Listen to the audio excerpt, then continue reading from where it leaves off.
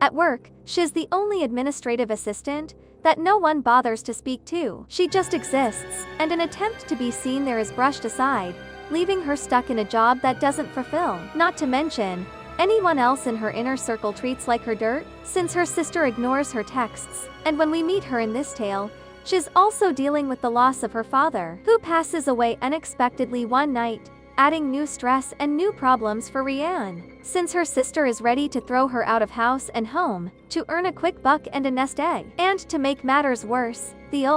high school bully that helped shatter Rian as a teen is in charge of selling the place, and well, that puts Rian in an outright tailspin. One where she does the unthinkable and kills a man in a fit of rage. A move that leaves her fate uncertain in this tale, but leaves us with a lot to chew upon. Because on the one hand, you want to be furious with Rian, for she's obviously not a bad person, but she does a very bad thing here and crosses the ultimate line. But on the other hand, you feel pity for her, because she is a wallflower, she is someone that people step upon and ignore, and marginalize, and you can understand her frustration and anger, and that creates the conflict in question. Because we aren't supposed to sympathize with a killer, but here we are, feeling pity. All of which makes for a frustrating watch for all the right reasons. Because this premiere does such a good job of immersing you in Rian's life, and the ugliness she faces and the ugliness she has faced, that you are genuinely conflicted by the end of this story.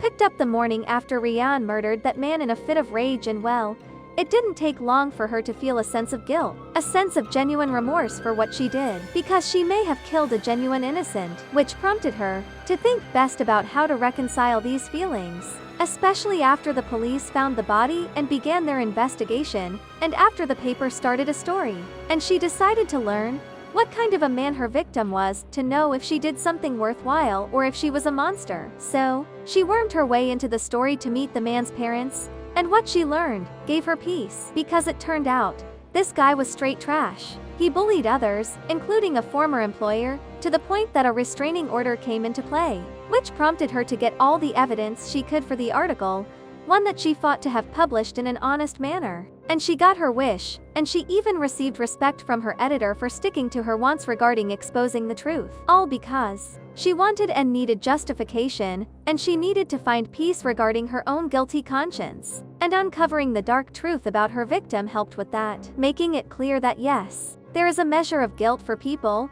that commit terrible acts and a sense of remorse, because they are human, and they don't just magically shed their emotions. That takes time, and that is important to note because that too was put on display here. In fact, some find joy in what they do, and that is why they continue to embrace the ugly and the actions that make us question them, and sadly, Rian did that here, because she has so much pain to resolve, so much darkness in her soul, that the only way she believed she could ever find solace was by killing once again. Specifically, someone that was a monster in their own right as well, and she also made plans to murder the ultimate problem, her bully.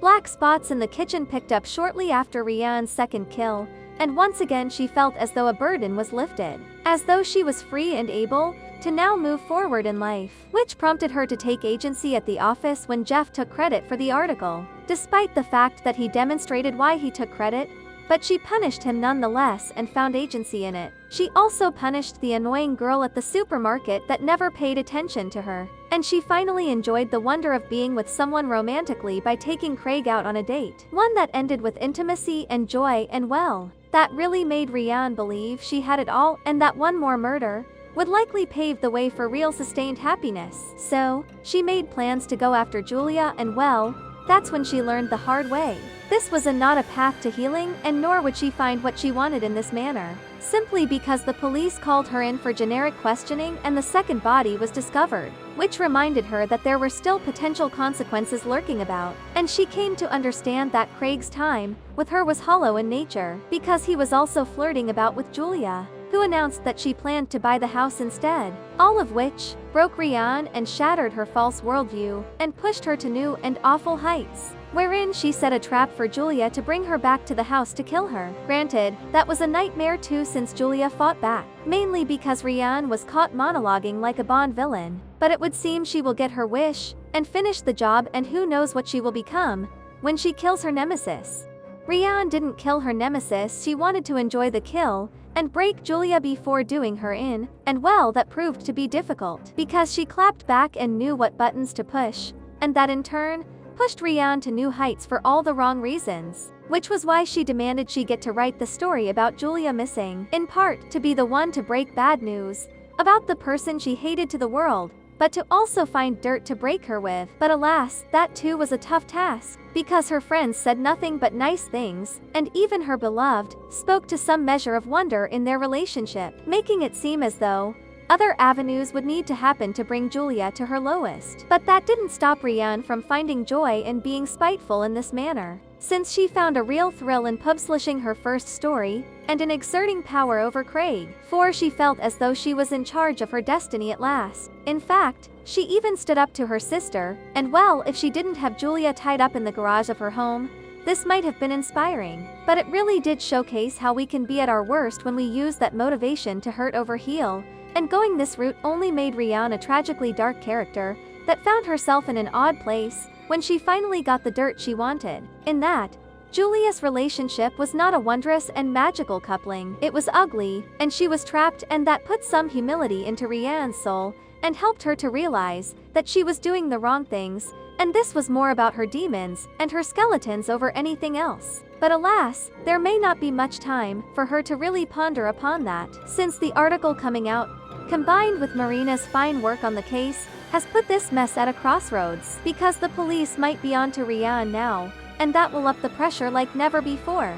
since Marina was also oft ignored and oft not seen. But the difference between the two was that Marina made a point to not let that eat her soul up or set her back. She opted to push past it and find agency. But that aside, the police were closing in, and that was a big problem for Rian, whose journey in this tale oddly related to Marina's parallel path. For when we caught up with her in this tale, she was struggling with what to do with Julia, because now she felt for her, since no woman should ever be subjected to the horrors of a garbage fiancé, and that allowed for the two to finally connect and confront one another about current and past actions, and that led to some hard truths for Rian, such as how she was her own worst enemy and chose to do the opposite of Marina and embrace her pain instead of fighting against it, and that rattled her to no end and put her in a difficult spot mentally, wherein she started making mistakes, because a confrontation with Julia's fiancé about what she did to his home prompted her to try and make him the next victim in broad daylight. But alas, Jeff saw this happen, and that forced Rian to try and stop him from revealing the truth,